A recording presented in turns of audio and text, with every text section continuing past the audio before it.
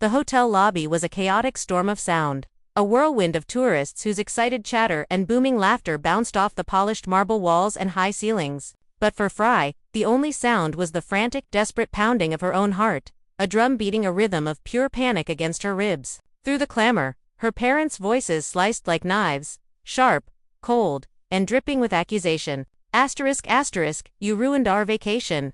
Asterisk, asterisk, the words were a public condemnation, a verdict delivered for all to hear. Bello, her older brother, stood just behind them, his face a mask of matching fury, though a flicker of smug satisfaction danced in his eyes. Fry felt herself freeze, her body turning to ice as she stared at the wreckage of their plans. The overturned luggage spilling clothes onto the pristine floor, the scattered travel documents, the sheer mess of their collective anger. Every eye in the sprawling lobby seemed to be fixed on her.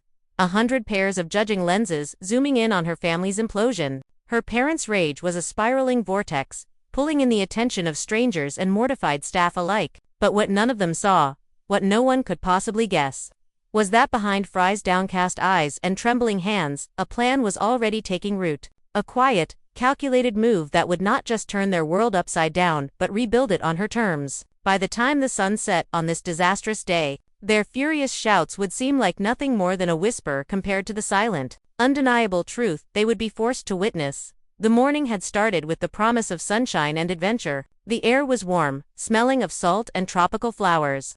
A perfect beginning to what was supposed to be the highlight of their trip. That peace shattered the moment they arrived at the bustling dock. Fry had made a simple mistake. She had mixed up the departure time. The boat, their exclusive charter to a secluded island, had already pulled away from the pier, a white speck disappearing against the vast blue of the ocean. Her parents' faces transformed instantly, shifting from relaxed anticipation to a deep, blotchy red of pure fury. You ruined our vacation. Her mother's shriek was so piercing that it cut through the noise of the busy dock, causing nearby families to turn and stare. Her father, never one to be outdone in anger, immediately joined the chorus. He launched into a tirade about the wasted money, the non-refundable deposit, the precious time they were losing.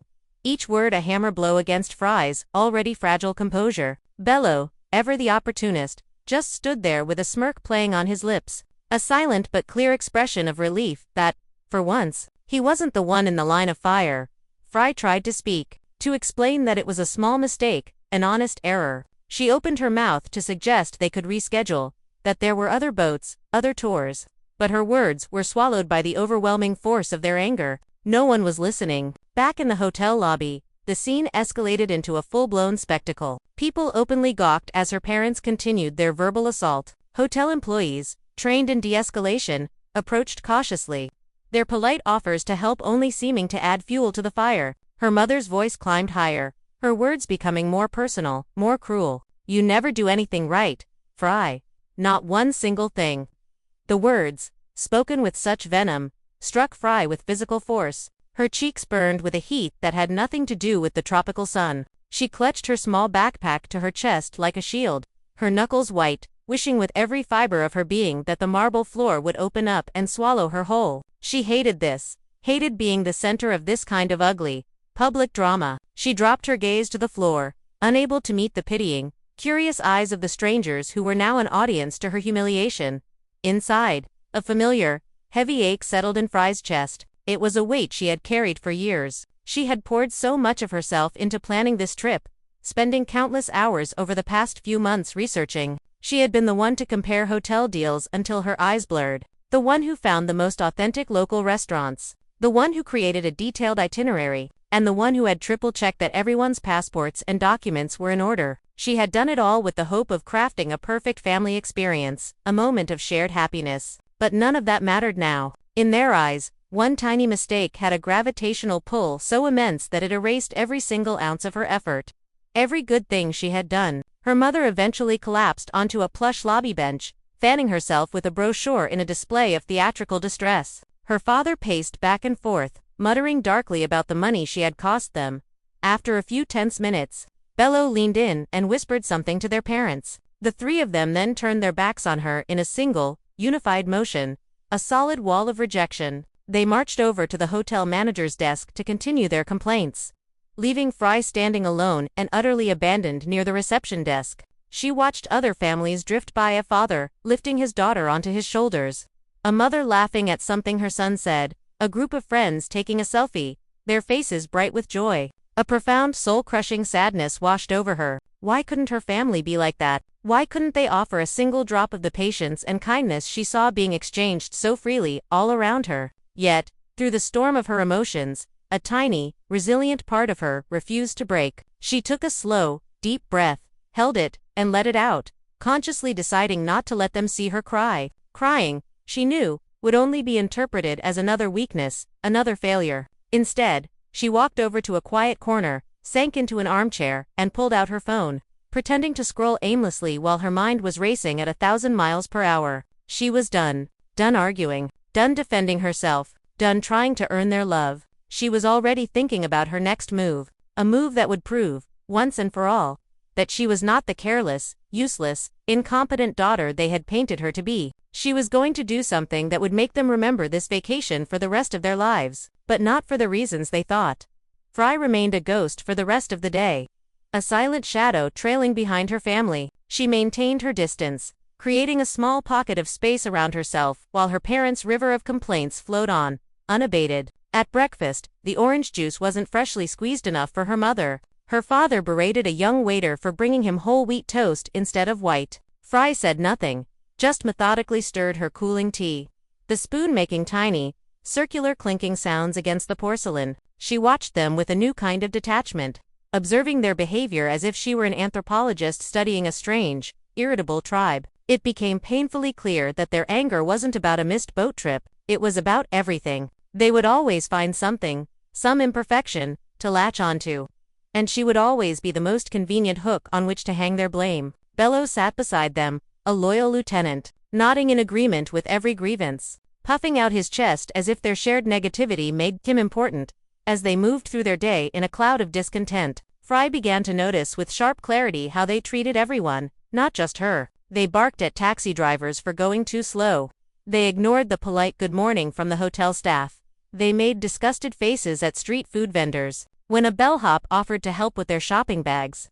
Her mother snapped, "We can handle it," before turning and thrusting most of the heavy bags into Fry's arms. Pain shot through her shoulders and down her arms, but she bore the weight without a single word of protest. She just kept watching, absorbing, learning. A crucial realization dawned on her that morning. Her parents weren't truly upset about her mistake. They were upset about their lack of absolute control. They were people who had grown so accustomed to using her as an emotional punching bag that it had become a habit, a reflex. Yelling at her, blaming her, made them feel powerful, righteous. Every complaint they uttered wasn't a reflection of the world's failings, but of their own deep-seated selfishness. They demanded perfection from everyone and everything, and when reality inevitably failed to meet their impossible standards, they unleashed their frustration on the easiest, safest target, their daughter. At lunch, her mother ordered for the entire table without even glancing in Fry's direction. When the food arrived, her father launched into a long, condescending lecture about the irresponsibility of young people these days. How they lacked the ability to plan or think ahead, his eyes boring into Fry. She just nodded slowly, her expression placid, pretending to listen while her mind was miles away. She thought about the hours she had spent working a part-time job to save money for this very trip, the late nights she'd stayed up searching for the best deals, the detailed travel schedule she had created that had initially earned a rare, fleeting nod of approval from them. She had done all of it to see them happy, to earn a moment of their praise. Now, the futility of that effort was blindingly obvious. They had never seen her efforts, only her perceived flaws. Later that afternoon, while her parents and Bello lazed by the crowded, noisy pool, Fry found a quiet spot under the shade of a tall palm tree. She watched the scenes of happiness around her with a soft ache in her heart. She saw parents patiently teaching their children how to swim, friends laughing so hard they had to gasp for air, couples holding hands. She wanted that. She craved that peace, that simple, uncomplicated joy. She yearned for people who would see her efforts and appreciate them, who would treat a mistake as just that, a mistake, not a character indictment. When her mother's sharp voice cut through the air, calling for her to fetch them more water and snacks from the bar, she obeyed without a flicker of resistance. But as she walked away, she could feel something fundamental shifting inside of her. Her silence was no longer born of weakness or fear. It was transforming into a tool. It was her observation deck. Every dismissive gesture, every selfish demand, Every cutting word was being catalogued, filed away. They saw her as the quiet, obedient daughter who existed only to follow orders. They had no idea that she was gathering intelligence. She wasn't going to fight them with their own weapons of shouting and anger. Her rebellion would be quiet, clever, and so perfectly executed that they wouldn't even see it coming. She was going to turn this vacation into a math, and they were about to become her unwilling students in a lesson they would never, ever forget. That night, the rhythmic sound of the air conditioner filled the hotel room, a monotonous hum that did nothing to soothe Fry's racing mind. Her parents and Bello were fast asleep in their plush beds, their breathing deep and even, completely untroubled. Fry, however, lay wide awake, her eyes fixed on the shifting shadows the moonlight cast upon the ceiling. The ache in her heart from the day's humiliation was still there, a dull, persistent throb. But underneath it, the raw sting of anger was beginning to cool, hardening into something else, something solid and resolute: purpose. For the first time in her life, she felt no desire to crawl into her parents' room and apologize. She had no urge to beg for their forgiveness or seek their love. She finally understood, with a clarity that was both heartbreaking and liberating, that no amount of sorries would ever change the fundamental dynamic of their family. They didn't want an apology. They enjoyed the power that came with her being in the wrong.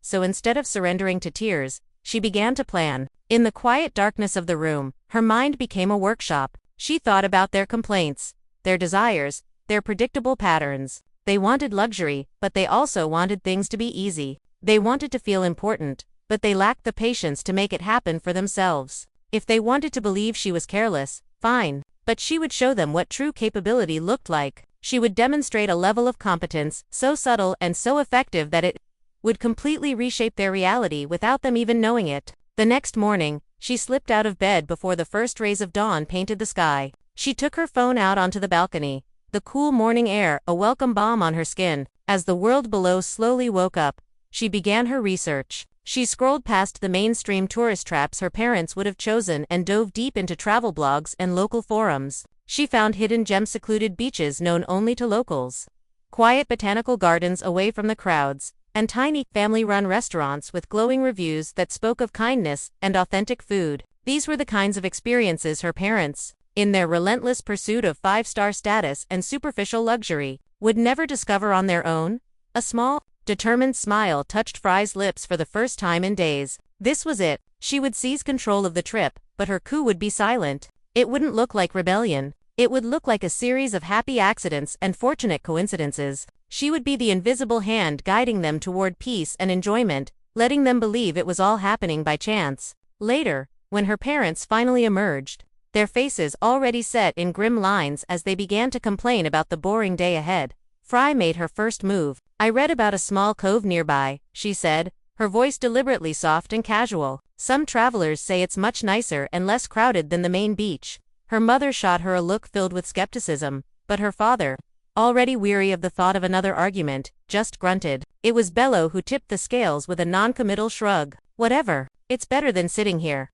They went, and for the first time since their arrival, a genuine sense of peace descended upon the family. The beach was exactly as described, a pristine strip of white sand, lapped by calm, turquoise water. Friendly locals smiled at them, and the atmosphere was one of quiet relaxation. Her parents, caught off guard by the unexpected beauty, actually put away their complaints. They laughed. They waded into the water. Her father even took a picture of her mother smiling against the backdrop of the ocean. Fry watched them from a short distance, a quiet observer to the success of her own secret mission. Her heart felt steady and strong. This was just the beginning. Later that afternoon, as they were leaving, her father clapped Bello on the back. "Good find, son. This was a great spot."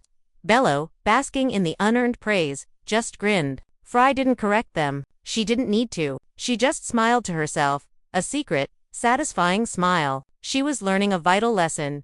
True power wasn't about being the loudest person in the room. It was about staying calm, staying focused, and letting everyone else completely underestimate you. Her parents still thought they were in charge. They had no idea that from this moment forward, every single move would be hers. That night at dinner, listening to them praise the hotel chef for a meal she had subtly steered them toward, Fry felt a surge of something she hadn't experienced in a very long time: confidence. She didn't need their approval anymore. She was no longer their quiet, helpless victim. She was the architect of their peace, and the vacation had just become her masterpiece in the making. They had screamed at her for ruining their trip. Soon, they would be forced to see that she was the only one holding it together.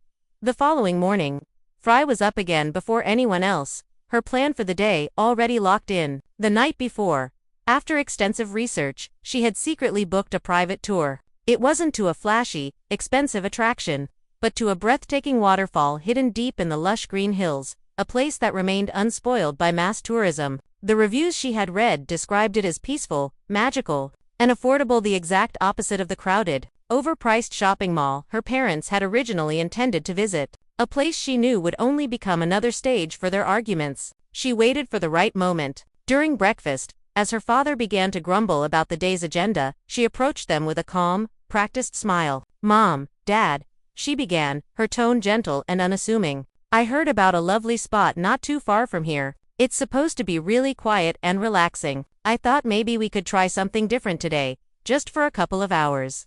Her father looked up from his coffee, his brow furrowed with his usual skepticism. "We don't have time for your little experiments, Fry," he muttered into his cup. But her mother, already bored with their routine and secretly tired of the constant tension, surprised them both. "Fine, let's go," she said with a sigh. "Anything is better than sitting around here or going to that dreadful mall."